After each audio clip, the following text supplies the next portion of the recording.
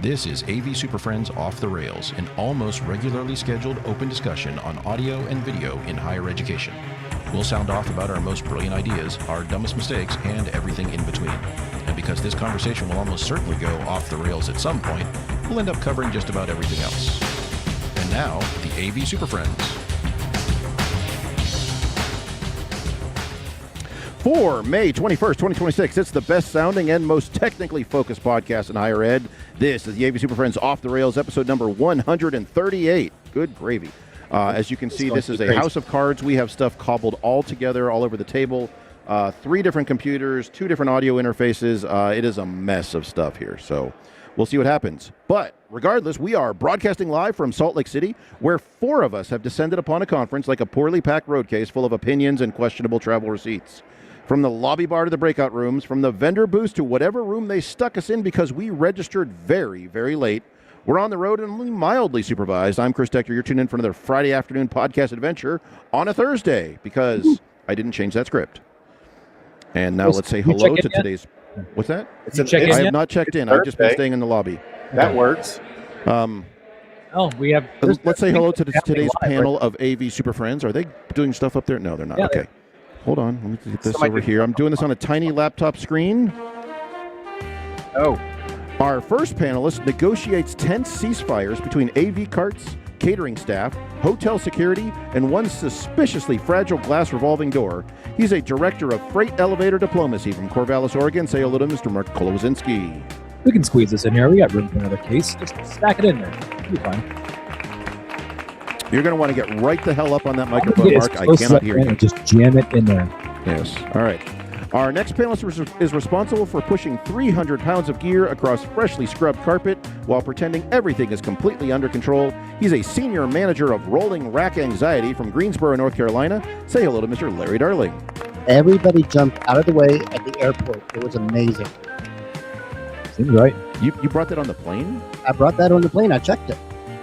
Oh, wait. No. You carried it on? Oh, this is your emergency medical box? Is that your personal item? All the XLRs are my personal items. Personal item. Raul's yelling at people. All right, and our final panelist ensures every conference begins with 4 people asking, wait, who has the box with the adapters?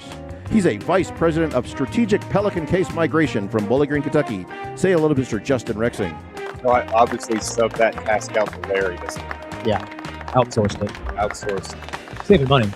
Larry, you're my agent that does that for me. I'm Mr. You're Mr. Road Case, Mr. Adapter. No, I've got like just extra people at this show. They're just hanging around. So. And they are yelling at us in the background, but we're going to ignore that and just keep right on moving because I can't hear what they're saying and I can only hear me. So maybe. I don't know what's going on, sir. Apparently there was lunch and pizza and there was problems and catering issues and all that stuff. But anyway, so on today's show, we're going to discuss NWMET and some interesting news topics. But first, a little bit of housekeeping because we do it every time.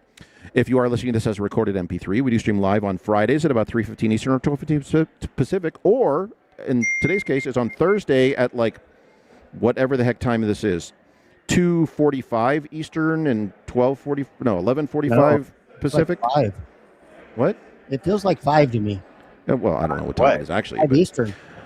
You can join us for that live on Twitter, LinkedIn, and YouTube as we are right now. If you can't join us live, we still want you with... Who the hell is dinging? What is going on? Don't worry. Is that your laptop dinging? It's really loud. All right. If you can't join us live, we still want for you to connect with us on the socials. You can follow us on Twitter at AV SuperFriends and LinkedIn and YouTube and all this stuff. Just search for AV SuperFriends because apparently every platform now requires a scavenger hunt to find us. Please don't forget to spread the word. Share this podcast with your friends, colleagues, enemies, conference roommates, booth staff, session moderators, and that one person at every AV conference whose Q&A doesn't so much sound as like a question, but delivering a personal TED Talk. If you could corner strangers near the charging stations or the coffee and make them listen to a few dozen episodes while they desperately try to find an open outlet, that would be great. If you want to support the show, please consider donating. Your contributions help to keep us bringing you the honest content that you love or love to hate, as the case may be, and to help offset the emotional damage that pretending that hybrid-ready active learning collaboration ecosystem means nothing at all. And you can find the donation link for that on the show notes of this episode or on our website. We do want to hear from you, so please send us your questions, comments, conference horror stories, rental car disasters, booth swag regrets, and tales of AV systems installed by someone who clearly boarded Group 9 and checked their common sense at the gate. We do thank you for listening, where the content is always carry-on size, but the opinions absolutely exceed the overhead bin limit. Thank you for your support. We couldn't do this without you. Yes. And now, you've waited for it all week long, and Right, Justin's going to sing along with us live and recording. Pretty close. It's time for the news. Yeah. And Larry, which news story are we doing here? Let's do that. Digital signage is dead. Just 'cause. Digital signage. All right, so this comes Signage is from dead. AV Magazine at avinteractive.com. Link will be in the show notes. The heading, or the title here is, the headline is, Digital Signage is Dead. It's totally dead as we know it. And meeting rooms are dead, apparently. Oh, is that a bonus in here? Meeting rooms are dead too? Credit is the meeting rooms are also dead, as we know it. Yeah. So, yeah, this comes from, what was this here? This is a consultant basically jumped out and said that digital signage as we currently deploy it is a waste of everyone's time. Please shut it down and go home. Yep. This is from the Digital Signage Summit in Munich, Germany, so you know it's real. Yeah, which is an And a interesting place to say consultant that. said this. Yes. Okay, so why does that matter now? If a consultant says it, Well, I think what he's saying is actually true. Like he referenced like what would happen to the video conferencing platforms and how everything is either Teams or Zoom, Yep. and it's all software based. And that's what he sees happening to the digital signage world that we see. This is kind of what we had talked about, I don't know, a year or two ago. As the endpoints themselves, the displays become more intelligent, they just have that application level layer built right into them. Wait, are you saying you want this built into your display? This sounds terrible. I think that's where this is going to go. That's what they're basically. you know what? Gross. There's somebody that's been doing that for freaking Forever. 10 years. You know Right. what their name is? Samsung. It's called Magic Samsung Info. and it's a LG big and others. problem right Yes, now. it is. He does it too. Like, why? So, what's the new? So, Justin, why don't you explain the challenges you're currently having with a Okay. widely deployed series of Samsung displays with integrated digital signage platforms? It sounds like it's great. It's a big problem. So, putting on my integration hat here, the city of Bowling Green has standardized on Samsung Magic Info as a signage solution, and that was way before I even got involved, which basically means that we're now taking over their support and integration. And Samsung just told us, and I'm like freaking out literally right now about this shit. Sweating this. It's a You big look problem. like you're freaking out. This is a big problem. So I guess this is real. So at the end of May, which is, look at your watch. It's like today. It's right now. It's right now. It's happening today. fucking freaking me out. So they are discontinuing the on-prem version of Magic Info, which requires an on-prem server and a license key. And then whenever you buy Magic Info, you have to register each license instance with Samsung to make sure it populates to their local server. And they're And getting they rid said of this. They said they're It getting. sounds terrible. Well, hold on. That's They a said cash we're cow. doing away with that for now. Everything's going cloud-based. So if you're an IT manager with the city of Bowling Green, you're like, oh, So okay. you have to get off of the island. So the licenses are cheaper Mhm. for that. But I started talking to experts at Samsung. I'm not going to name names. We all know him. And Steve Jablonski? I don't know him. almost. JB. Anyways, he said there might be a new on-prem version of the new software coming, but we don't know when. So now there's like this, they want the on-prem version that will happen, but the on-prem version is discontinuing in May. So the new TVs they're buying have to be the cloud version, and everything has to be converted to cloud. Otherwise, it just won't work. Maybe I read some things where they're allowing it to work for 2 to 3 years to migrating everything over, but I keep getting emails, hey, your shit's about to shut off if you don't do this. And we have a week and a half, which means I got to get the correct quote for the future shit that doesn't exist yet and make some special phone calls to see if we can fast forward that time gap of cloud only to get them to on-prem so they don't have to redo their entire workflow. Now, whether I agree with that workflow or not, that's not the subject. I'm just telling you this is the problem my integration shop has right now, because I got to make sure they use this for emergency operations. Well, that sounds terrible, but like nothing about that sounds great that sounds at all. terrible. But like, imagine if there was a cube that your displays, rather than being tied to Samsung, or just a compute that could be tied to other software. Other clouds of Yes. nonsense. Oh, so you mean like how we do digital signage today? Yeah, pretty Yes. much, kind of. But So I we mean, just need to continue doing what we're doing then and except ignore that instead consultant? of like, Isn't that what you always Because do? you anyway? said the consultant idea was good, and you just said also it was I terrible. didn't say it was good. Oh. No, I just said it I exists. think Larry always it's- agrees with it's- consultants. It's just, yes.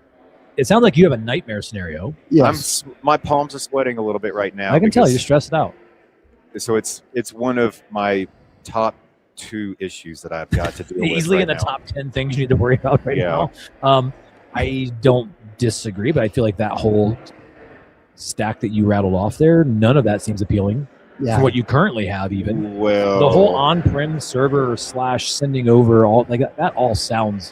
My concern on this is but what they're basically saying is they want to treat digital signage the same way that a lot of meeting room appliances are becoming. It's a box with some smarts that does all the work for you. So it just connects to generally it's Microsoft Teams, but connects to Teams or Zoom or whatever, and does all that stuff. But it's centrally managed. It's cloud connected. It gets all the updates. That's great. What happens in 3, 4, 5, 8, 6, 12 days when it's no longer supported because of some sort of security limitations? It doesn't have the hardware, the horsepower. What was the thing that Microsoft rolled out, like the super duper Windows 11 S2 security chip? Remember the trusted platform module thing that for many, many years they said your current computer can't be updated to Windows 11 because you don't support that computer, or that you don't have that chip to support the hardware encryption necessary for Windows 11 security.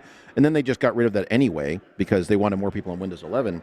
That's my concern on this kind of idea here, is like, well, no, go replace all your standalone devices out there in the Wild Wild West doing their own thing because they can't be updated. Move it all to stuff connected in the cloud so it gets all the security updates. But how long until those devices are abandoned? Yeah. Well, there's a solution for that. All of them will come with an analog digital signage that whenever that happens, you just put that over top of it. Right. That's a great idea. It could come with a appropriately sized piece of paper that you can then put over the display after it no longer gets updates. Yeah. You should introduce that weirdo who's just like creeping on our show. That's just over there. He's Who? on our camera. If you're watching us live, Oh, that's right. You can see everything. you can Can't see they? these other people that are not part of the show. That they're probably like, who's this guy that's over on the side? Can I see? I can't point. That's weird. Right there, you just did. That's your finger. Yeah. Not that guy. Ooh. That's Well, the- Mark, he's from your team, That's Cam. We know that, but who's the other guy with and glasses? then we have and then Michael Hooper over here. I can't point directly. There's over He's not- yeah, he he's looks busy. there somewhere. pretending he's doing work. He's doing expense reports. You're live to the world right now, dude. Yeah. So anyway, the digital signage, so maybe we're going to deploy a new model of digital signage. I have concerns about what that means for end of life to that hardware, which is going to be shiny and new, which leads us to our next story, double news story. Double. This is, I don't know how often we've done that. We'll do some more news. Second news story, also from AV Magazine at avinteractive.com, link in the show notes. Android end-of-life alarm sounded at the AV user group. And so a bunch of people basically raised a concern that, Android, was it 13? Whichever version 13 is. is being 13's going away. discontinued. August 13 15th. is... So that's where they're cutting it off. And there's a lot of dedicated meeting room appliances that run on Android 13, which has been my gripe for years about displays with Android environments built in, because at a certain point, the physical display keeps working, but the Android appliance no longer gets updates and then becomes a security challenge and all that fun stuff.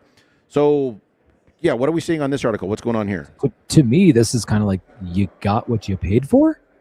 Fundamentally, like you chose to go cheap Android for a reason. I think one of the things that goes against that, though, is in the article, like people are complaining that some manufacturers are still selling these devices and not telling the client, okay, this is good for 3 months. But then you're out. I kind of stand by my statement.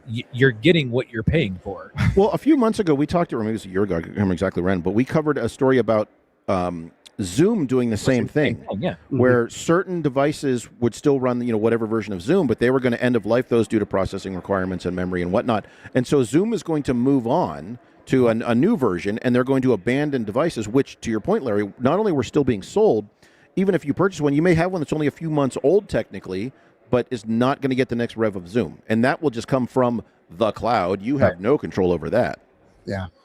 But I think fundamentally, the cheap, faster, good scenario here, people kind of went for, well, we can get these things at lower cost and we can deploy them really fast.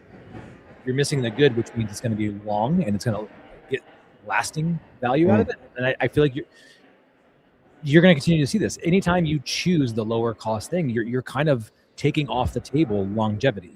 And like, it should have been known that these were probably not going to be long-term solutions because you're opting for the cheaper product in the end anyway.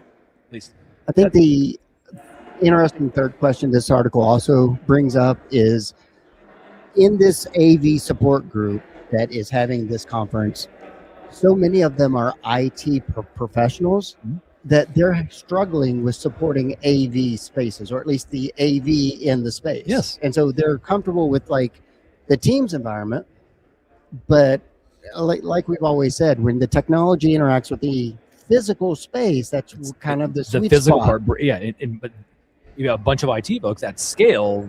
They're not scaling into all the physical spaces. So the fact that they need to be present to manage and update and do all those things all the time to manage those spaces, it kind of goes against their best practice for like standardized, centralized IT service. And so I get the voicing of concern, like, hey, we didn't sign up for this AV needing to put shoes on thing. It's just kind of reassuring that the pain point we all said was going to happen is there. It is, and this is it. Yeah.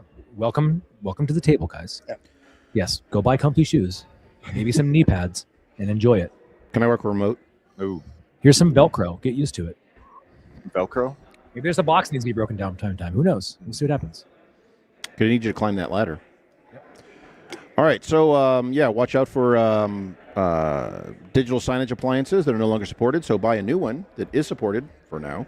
But watch out for all your meeting rooms, which are also potentially not supported anymore, and buy a new one, which will also not be supported in another 2 years. Yes, it's coming quick. Get ready to not have anything nice. Yeah. Or build it out with like your own device, and so many boxes. Justin loves boxes. So many that you can swap them out when they need it. That's right. Do it. All right. Okay. Any last thoughts on this stuff, or we'll roll out? No? Okay. let's get We're going away to take a quick break. We're going to come back. We're going to talk about our impressions of Northwest Met, which is where we are right now. Okay, let's see. I'm going to run this ad, and Mark's working on stuff on his laptop. Ready? Go. The AV SuperFriends are supported by Computer Comforts, and they've got a brand new product hitting the lineup. Last year, CCI's Evolve Lectern was a big hit. A push-button power table combined with a super flexible AV cabinet. But let's be honest, not every room needs 24 units of rack space. Shocking, I know. And that's where the new AV Hub comes in. It's a lighter, more space-efficient solution for classrooms that still need real AV infrastructure. You get 8 units of rack space, and the whole thing sits only about 10 inches off the wall, which makes it a great fit when you're pairing it with a sit-stand power table instead of building a massive lectern footprint into the room. And this wasn't designed in isolation. The AV Hub was developed in collaboration with Texas State University, so it's built around real higher ed classrooms and real deployment needs. And that means fewer compromises, cleaner installs, and way less, why is this furniture the size of a refrigerator? If you want to see photos, specs, and all the details, head over to computercomforts.com/AV-hub. That's the new AV Hub from Computer Comforts. Purpose-built, space-efficient, and designed for how classrooms actually work. And thanks again to Computer Comforts for supporting the AV SuperFriends. So, since we're here at Northwest Met, we figured we would talk about our impressions of Northwest Met and what we've been enjoying discussing and learning about, and you know, all that fun stuff. So, I'm not even sure since where I'm at. Justin isn't paying attention, Justin, what do you think? I'm paying attention. He's worried about Samsung right now. He has other shit. No, I've got 2 problems. This is the other problem. Samsung is, I can't resolve that until I get back. So, Okay. He's powerless. So, yeah. impressions of NWMET. Justin, what do you think of this conference so far? I mean, we're still in it. We were like in day 10. Yeah, There's still another day to go. Yeah. So. it feels long. It was good. How does it feel? I was here earlier than you were. I don't know. It just feel I'm exhausted. I don't know. You guys seem real tired. Yeah. I was like in an RV all week hanging out, and then like I feel like I wasn't even really here. I was here a You've couple been times. trapped. So, for a bit of background, as most people do to a conference, people flew in to stay in hotels and things. Mark decided he's going to bring the family in an RV, and so Where did after they he's go? done with the conference at the end of the day, he goes back and wedges himself into an RV with 17 other people. It's lovely. It's a change of pace.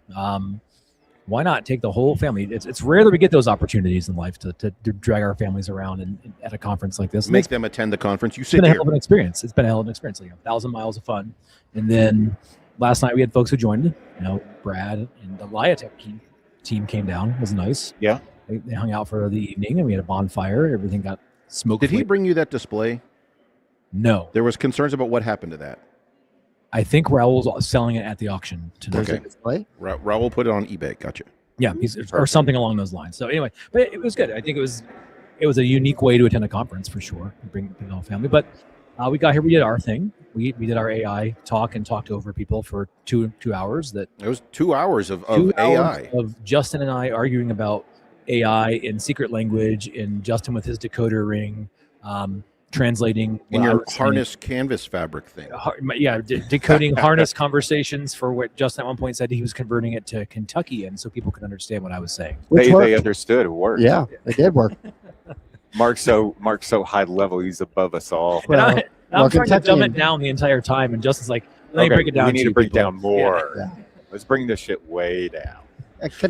Kentuckian is the universal language. Like when you get it all the way down, it's just that. You just says the guy from West Virginia. Yeah, exactly. I'm sorry, West Virginia.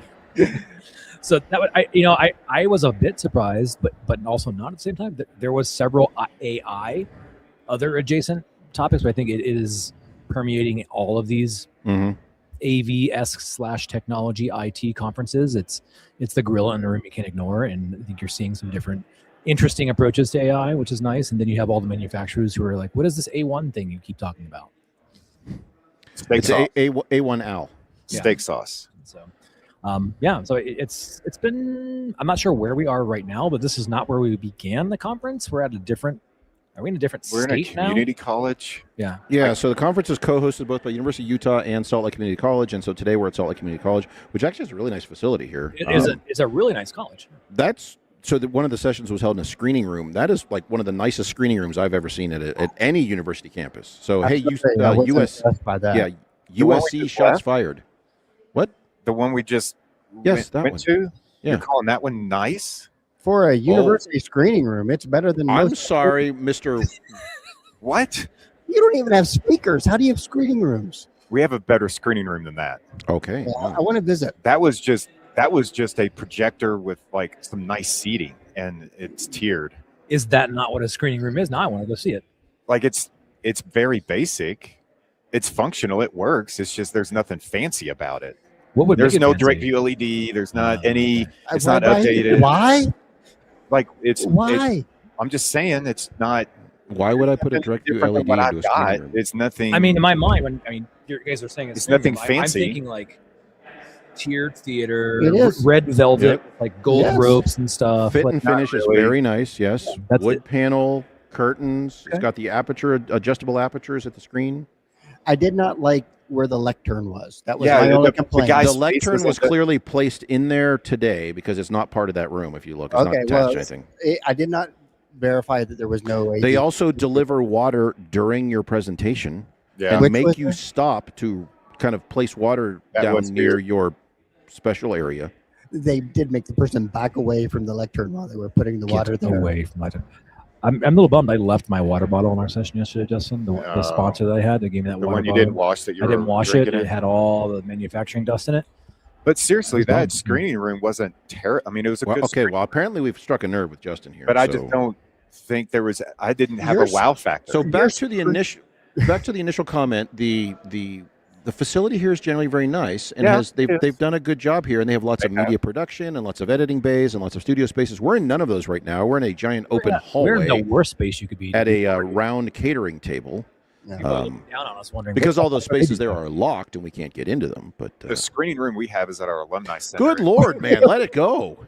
4 times as big with the same stuff in it. When I visit, that room better blow my socks off. It will. It's when you sit in one of those chairs and like. You could really. He's not letting feel it. You can. Justin is personally offended. All right. I'm shocked that. I don't know. I just thought that you all had something better than what that is. I didn't even see it. Okay, then. On the outside of this conversation. I don't know. Whatever. Okay. I think that going back to the original sentiment of this was that this community college it's very fresh. it seems very new. I mean, I was impressed with the radio studios they have, the recording studios, all this right here, and I was wow, this is like they just ordered. Maybe this. that's why we're in this building. They brought us to this building. They were like, clever. Don't show them anything else. Don't show me anything else. Just this one. That's what I do whenever I Don't show that guy from Kentucky the screening room. Raul, yeah. Show them the screening room and our studios. That's all they need to see. We got Utah, University of Utah. And yeah, so we've been at University of Utah earlier in the week. So we did a executive summit with the a selection of manufacturer and integrator and vendor partners who work closely with higher ed to just kind of, and then also with a good number of higher education AV and IT folks to kind of just, share common challenges, look for ways we can work better together, kind of like, here's how working with higher ed would be better, and what can we do from higher ed's perspective to like work with you as a manufacturer or an integrator better. So it was just kind of a way to air our grievances, go through the feats of strength, and then we all danced around the aluminum pole. So yeah, I think it was higher ed Festivus. The maypole? The Festivus pole. The executive summit was really something. It was a good 4-hour chunk of the manufacturers understanding the nuance, all the stuff we can complain about, why we purchase things this way, why does it take so long, and there was a lot of folks taking really good notes, but it wasn't sales pitchy. That's not what it was. It really was not about manufacturers telling us about anything. It was really the schools informing all the manufacturers, this is how working with higher education actually works, and here are the opportunities we're looking forward to. Do not treat us like just purchasers or end users solely, but we want to help you make better product and work with the entire verticals. I think there was some surprise from manufacturers that higher ed was as connected as it was, that we all know one another, and it wasn't as competition heavy as maybe they had wants to believe it was. I don't know. So I don't think competition is the right word. I think they just assume everybody operates in a vacuum. Maybe. And so what I tell Larry doesn't get to Mark because those are two different people, and why would they share that information? And there was a bit of surprise that we're all one. You talk to one another back channel wise, and you immediately ask, we know what works and doesn't work before the manufacturers know what doesn't work. So I think that was cool to kind of be a part of that and witness that whole thing. There's a lot of good feedback, and people want to continue those types of summits moving forward. So I look forward to another one of those next year, possibly. Yeah. Let's see, and then there's been a slew of workshops going on this week where they've done some of them multi-day workshops, which have been very well attended. So that seems to and then we've got different sessions going on all day yesterday and today, campus tours, all sorts of great stuff going on. So I guess any sessions people went to that were particularly useful or got good tips and tricks out of it, something you're going to take back to share to your team? I got some tips and tricks to share with Claude out of the Talem 3 stuff. Did you? I did. Justin is now attending manufacturer sessions and seeing if he can build their product while they're still talking. Yeah, he just reverse engineers product while live viewing. It's actually kind of fun, and it does work. Oh yeah, I think it's all it takes. You just get a website and say, "Hey, Claude, build me something that looks like this and functions like this." Put it under Atlas. Let Atlas run it. Right. That can be. You got a lot of attention for Atlas when you showed up. You did get a lot of Atlas. Yeah. It's a whole product thing. It's a whole thing. A product category like none other. If you're interested, reach out to us. Yep. But yeah, that was a lot of interest around that. But then there's a few accessibility sessions that seem to be very well. There was quite a few of those. Yes. There was a lot on the what's the upcoming one, the Title II WCAG. Yeah, the WCAG, the WCAG, depending on how you want to phrase that, the requirements for that, which I guess have been pushed back a year or so, depending on your size of your institution and your responsibility. One year to get together. It's not you don't have to do anything now, which is what I think most people saw that as. It's like, oh, great, I'll just not do that until later, but you still have to do it. A lot of sessions on accessibility, a lot of sessions on preparing for that, on getting ready for it. Some of better value than others, but I think anybody bringing not notoriety, but awareness to that topic is going to be important, because it is going to be a requirement for anything that's delivered digitally, and you can hem and haw over how you want to define that, but captioning and descriptive alternate text and keyboard navigation, non-mouse navigation. By the way, something that was pointed out to me the other day, and I think is a valid point, your touch panels technically need to be made more accessible. So stop with the swiping, dragging, swooping, crappy page flippy nonsense, because that's not accessible. So you need to start looking at those, because that is you're delivering information digitally, especially if you're giving any sort of feedback on that as to what's being selected. So you may have to have beeps or chirps. You may have to have some sort of audible tone. You may have to have some sort of tactile feeling or some sort of overlay to put on there. So just start getting prepared. That's going to be not low hanging. That's going to be lower priority than some of the other stuff, but it will be coming. So at some point, just kind of get ready for that.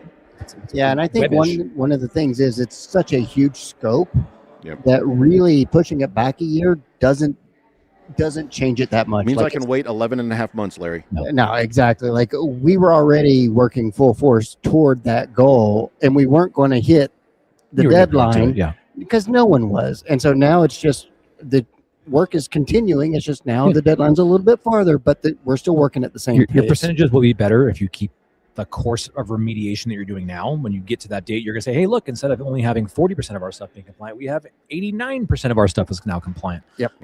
I think a lot of universities are like, well, we're just going to put captions on everything that's going up in a recording, and then we'll take everything down that's not, and then see what happens. But now that we've bought a little more time, so we'll see how that plays out. I think I did hear somebody say that they were talking about captions and the percentages and how there's different systems that can get you to 90 or 93 or 94% or whatever it is. And it's what's the requirement, 97, 98, something like that technically. But yeah, granted, 94% is better than zero, so there's that option. And then they have students go back through and human adjust the captions up to like 99%. But I did hear somebody talk about they often get requests for captions and transcripts before a class is taught, and I thought that's a pretty cool technology if you're able to deliver the transcript prior to the class. Well, the teacher has to read from a script now. Correct, which is what they mean, but the way it's phrased is like, wait, you want me, what? Yeah, so that doesn't work like that. It works exactly like that. Okay, Larry, here we go. Larry, stay on script. Okay, sorry. You have to stay on script. Now the captions are off. Now I'm with you, Larry. I understand what you're saying, but stay on script. I'm going to have to go back and edit these captions, Larry. Thanks a lot. Directly like you have it listed in your syllabus, in your curriculum, on day, whatever it is of the term / semester. And if you substitute words, your whole class will get Do red flagged not. and you'll get sent to the principal's office. You are not compliant. Maybe this is a little bit of a hot take on not necessarily this captions and accessibility thing. Just at the conference, I've noticed that the sessions were a lot less about stuff, hardware, and just traditionally you have. There's a little bit of that. But I'm seeing a change. Like at an AV conference, you would think it's a lot about the stuff in the AV and the manufacturers doing their trainings, and there was a fair amount of that. But a lot of the sessions I saw and went through a little bit, it felt like it was more higher level. It wasn't about. There was no sessions like look at our AV over IP and our hardware stack of stuff, and look at the new widgets we did. That yeah, but this. Mark, is that because that everybody lost their shit in the mail and they couldn't talk about hardware? There was several of that. There was a bit of a mailing debacle that happened, but I still saw. I mean, there was the manufacturer's stuff in the exhibit hall, but none of the sessions that I saw was not hardware heavy. It was all very policy and compliance. There was a couple that were there were some multi-day workshops. Audinate and Netgear and Viam and Q-Sys and Crestron. They were doing these multi-day workshops. So I'm wondering if they moved some of that into there and focused on any of the sales aspect of it, because that's honestly why they're here. They want to make sure they sell product. I wonder if that got moved to those sessions instead of a dedicated session on here's our lineup on this particular technology. That's not even so much from the manufacturer standpoint, but in previous years you had schools like, hey, look what we did with this stack of technology that we put in all of our learning spaces, but I didn't see many of those types of proposals and of being shared. There was no new whiz bang philosophical approach to learning space technologies, and it was more. There was one. So Utah Valley presented on how they widely deployed lecture capture, but was apparently I was not able to attend this one due to conflicts. But apparently they kind of developed their own homebrew PC based lecture capture system during COVID to kind of get it to go wide, because the alternative is I have to buy 600 boxes for a room, and during COVID that was difficult to do. So they deployed their own lecture capture system. Yeah. If I get Atlas to do that. That sounds. Was that Justin, did would they you like to use try to AI? reverse engineer that right now while we're Yeah. talking? You can probably put it Uh-huh. together. It'd be real. I mean, it's all it's a box. It's all I Um, wonder how they did it though. You If should you go were ask in them. this They're session- here right now. Yeah, there was Yeah. a session, man. Jeez. So to the let's switch over to the exhibit hall where we had all our vendor partners there exhibiting their newest and greatest bits and bobs of technology and services and whatnot. Did anybody see anything there that jumped out at because I have two things I'm going to bring up, but did anybody see any little some widgets or some hardware or some new encoders or whatever it was? I'm late to the game probably on this, but the one thing I saw was the New Line SVT Plus series. The STV Plus Okay, series, whatever sir. it is. As somebody who owns 40 of them. Yeah, and the value for what you get Mm-hmm. is pretty impressive. So Chris- New Line is not a It's sponsor. beyond the New New Line, Line. please reach out, and then then we'll tell you what they cost. And- But yes, if you're looking for something in the large format 24/7 rate, they're nice. and for education, it's again not an. Excuse me, I'm dying over here. Oh no, Chris. Not an ad. I finished my coffee. It's nothing to drink. 7-year warranty on those. That's good. Is that 7 year? open? Is this open? It's open. That's my second one, I think. Oh, Feel free to have it. You had two here. Did you drink them both? you're drinking all the water here, Mark. I Backwash. didn't get a I did not There's get stuff a floating in sandwich, here, Mark. so I took 2 waters. Never mind. I tossed you the wrong Justin, one. drink out of that. I don't think so. I will drink out of it. For all Mark of will us. drink out of anything. He'll Yeah, drink I like water. Shit, what it is. He's from Killian Oregon. makes it You don't stronger. care. Swamp water. Here's some Yeah. swamp water. You want this one? No, that's What worse. are you just collecting half-drunk All bottles of backwash. water? So, anyway, again, we're not sponsored by, not an endorsement in any shape or form, but the New Line is very aggressive about their pricing. New Line primarily they're getting into higher ed more and more, but I think for years primarily kind of like a K-12 sort of solution. They have a large array of flat panel interactive LCDs and LEDs now. Everyone's diving into the DV LEDs. Interactive and non-interactive displays, but very aggressively priced. So reach out to your local New Line rep and make sure they tag that with that 7-year education-only warranty. So Tell him Chris sent you. Or Larry. please do, and maybe they'll send us some more stuff. So New Line, if you'd like to run ads, please reach out. More stuff. They sent us stuff. They haven't sent us up yet. I was Yeah. Oh, they sent me stuff, not you Okay. stuff. wow. All right. I will say also, New Line is one of the only manufacturers right now that in a reasonably priced option that is shipping a 115-inch LCD. So That's what you keep telling me about. I'm really intrigued by that. I have many of them right now. I have. Let me think here. I have 3 on campus, 4 more on order, and then 2 more this fall at least. So I think I just put an order for 3. Do you also Jeez. put an order in for elevator maintenance? Do you load those in? no, that's what 19-year-old students are for. Here, you guys carry this. So I will say that was a concern. Justin, you raised a good point. Yeah. A, will it fit in a service van? The answer is yes. You can fit 3 in a service van with a 5-foot ceiling. They do fit in box. elevators, and in the box they do fit in elevators, and they do fit 3 doors. So Wow. Nice. You have to Some like turn them on elevators. side or anything weird with them? no, And a half. but we did find one room we were delivering them to, and it's in a narrow hallway, and you have to make that pivot, and we made the 37,000 point turn to get that to actually go. But K Austin turn. Powers.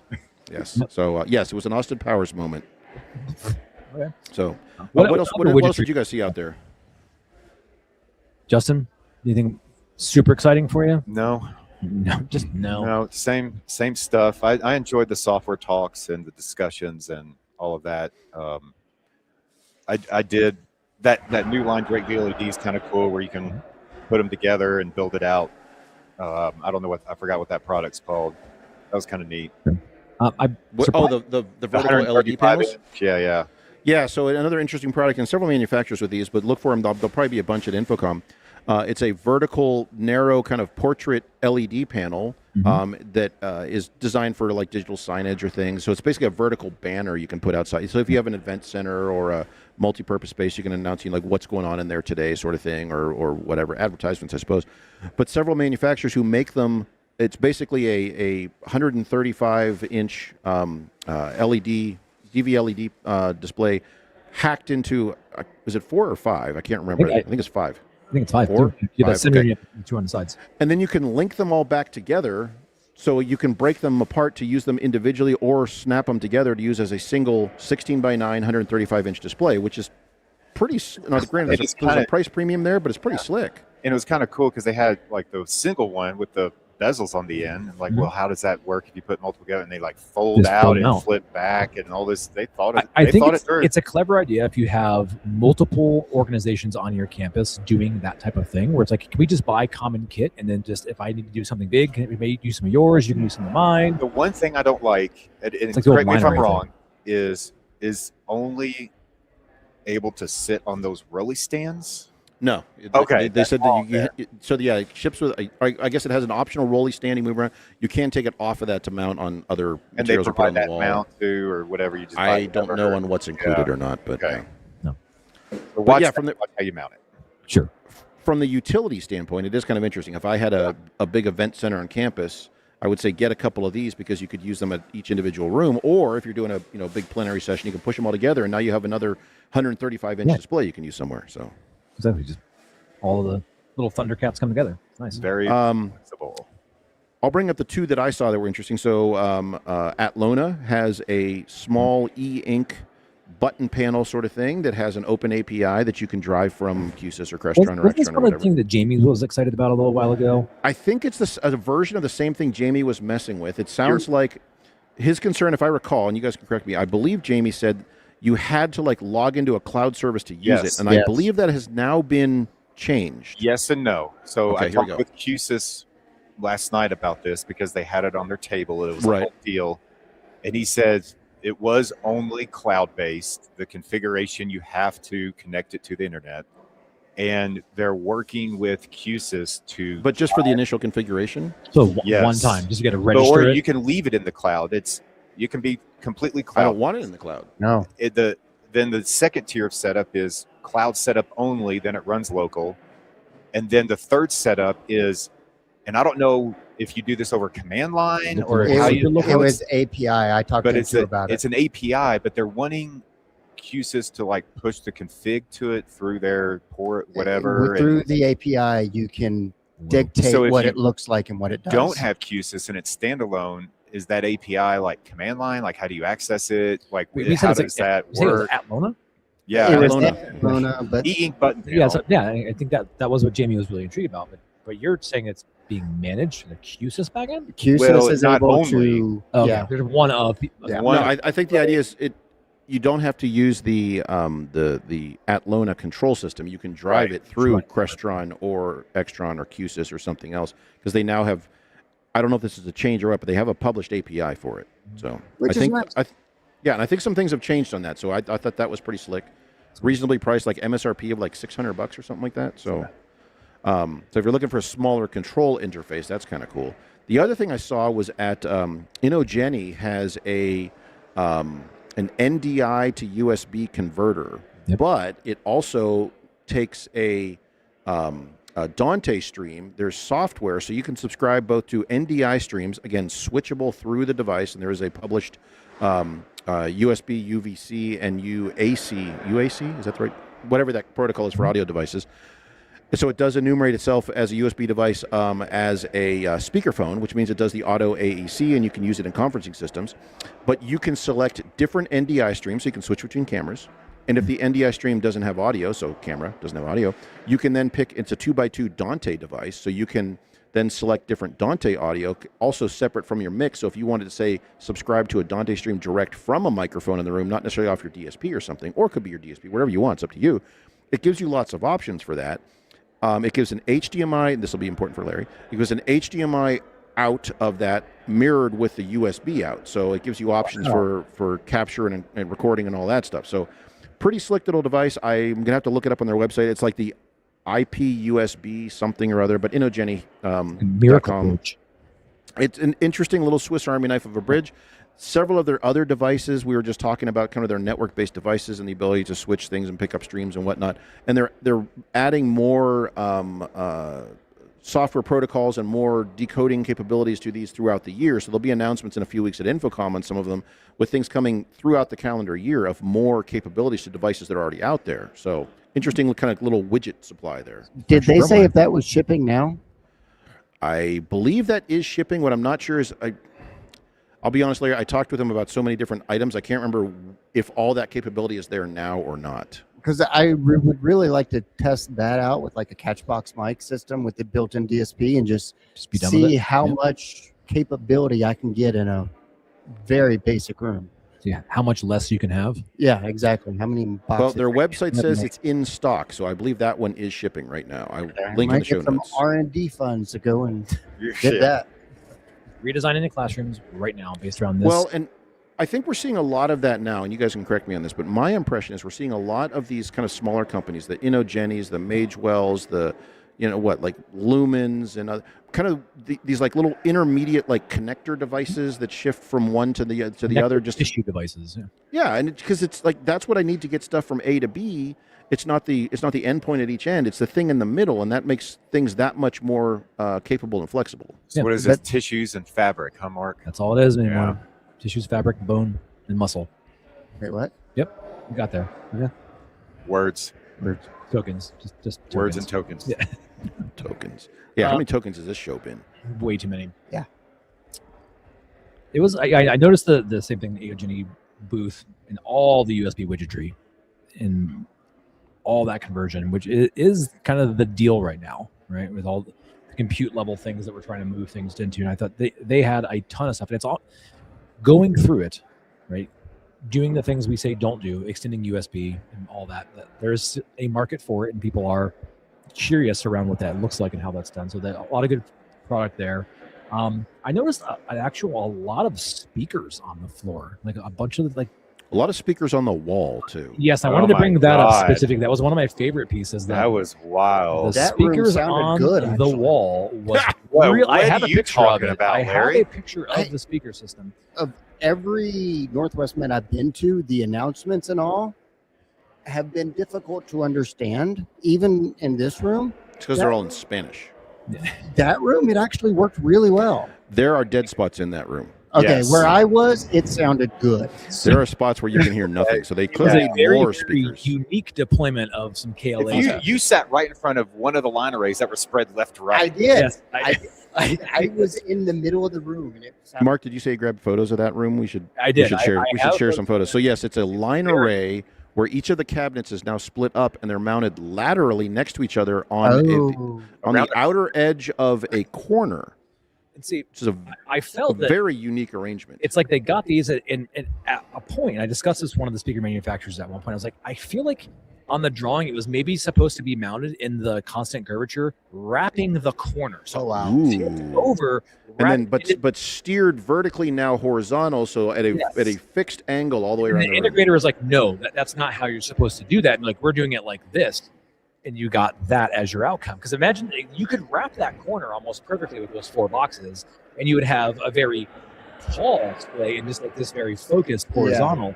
And I'm like, I wonder what that would look like in Justin's Ease software if you actually did both of these designs and listened to what and seen it would actually That look like. audio coverage uniformity is like plus minus 54 dB. But if you were in the right spot, it Yeah. is great. On the Plus corner. minus If 54 you're on the dB. corner at the certain elevation, it is spot Because on. it was mixed from one spot. The guy like this room sounds great from Yeah. right here. Move To be chairs. completely Like, where'd the honest, audio go? I was at the sound booth, and that's where I was listening to the. It What probably sec- sounds great from right there. Yeah, at the sound booth, it In was the nice. very back. The Yeah, the back very of back. house, which is a folding table with a mixer on it. That next, sounded next good to the back there. coffee It did. dispenser, which was out of coffee. That's The hilarious. the coffee. We kept running out of coffee. What's going on there? I didn't. Have This any is of why those. you should do math instead of yes. Sounds Hold about your right. finger up in the air and be like, That oh sounds good yeah, enough." that wind's blowing this way. Speaker there. The Let's. wind does play into it. I know, Mark, but Yeah, that's not that's- windy inside. Yeah, well, there's a lot of Might hot be. air. That was a lot of hot air being smoked. Other thoughts of NWMET? It was a good show. I mean, it was as busy as they all are, and I It got was lost. very very well attended. I've not heard numbers on it yet, but it seems to be much busier than last We year. could call Raul over here who give us the exact numbers. I know it was sold out. Every manufacturer. what's that mean? He wedged in extra tables and sold them at the last minute. And so from a manufacturer standpoint, it was a huge success. And I think there was a lot of attendees were all here. So I think it was well attended all the way around. So he wedged it in. It was too big for the venue he had it. And yeah, I mean, it was The union at University of Utah was a bit complicated for me. I was not able to get Yeah, it's an interesting quickly building. around the venue. Yeah. It's clearly 17 buildings all tacked together over the years. It was a fascinating space. I think all the views from campus were amazing, looking out over the valley. So a gorgeous location for a university. It's spectacular. Except for my hotel room, which has a view of a brick wall. Yeah, I did see that. That was nice. Yeah. The KOA where I stayed, I had like mountains and trees, and we had rub it in. a very Fish. a fire that broke out one night. That was That's the view out my window. that's It's spectacular. it is a high quality view. It's rustic red. Nice, made it work. So, I guess another successful NWMET. We were here, and I don't know It if was that successful. means- we got here, we saw stuff, and we're gonna leave. Yeah, we talked. Justin seemed injured, like he always does every year at NWMET. Yeah, what did you injure this year? What malady do you have? Oh, dude, just the ankle problem. It's nothing. It's We had fine. knees blown out, back blown Knees are out. fine. Back is fine. Ankles out. Everything's working its way downward. As I fix something up here, You're the gonna lose. problem You're goes gonna lose down. your toes soon. Yeah. I don't fall know. off. I don't have diabetes. You got the gout? Is it the No. gout? Do you have diabetes testing supplies? Yeah. Maybe you do have the diabetes. No, it's not diabetes. I don't know. All right, Wilford Brimley is very upset. Yeah. His tagline. Yeah. Okay, any other last thoughts on this? Otherwise, I think we'll roll out, and we'll be back next week with another regular show with a different sound. But Sounds good. Yeah, they enjoyed this giant atrium we were in today. Yes. yeah, we tried out our weird 360 camera thing. We have all this conglomeration. We'll have to make sure we get some photos of this nonsense. Remind ourselves to never do this again, but we probably should be more prepared to do this sort of thing.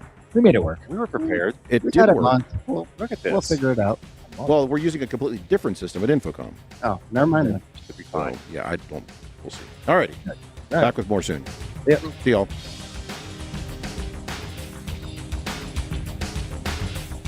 Well, we've managed to ruin yet another episode of AV SuperFriends Off the Rails. You can contact us with questions, topic ideas, or general complaints at mailbag@avsuperfriends.com. If you complain loud enough, we might just invite you on the show. Nice work, everyone. Sharp broadcast. Really good. Everyone on the floor as well. Really a lot of hustle. I liked it. The opinions expressed by the AV SuperFriends are solely those of the individuals and do not represent their respective institutions, organizations, companies, or clients.